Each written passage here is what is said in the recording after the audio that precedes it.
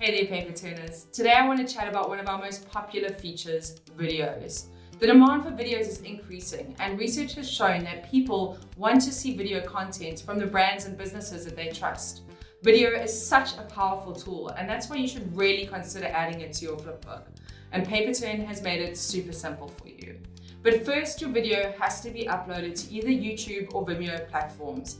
If you have any sensitive content, then don't worry, because it's easy to create your own private channel with videos that the public cannot access.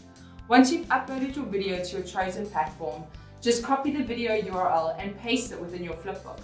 A small thumbnail image of the video will appear on your page, which you can then increase or decrease in size and move to wherever you want. Now your video is saved within your flipbook, and your viewers don't need to leave your publication in order to view your videos. It's all done within your Paperturn viewer.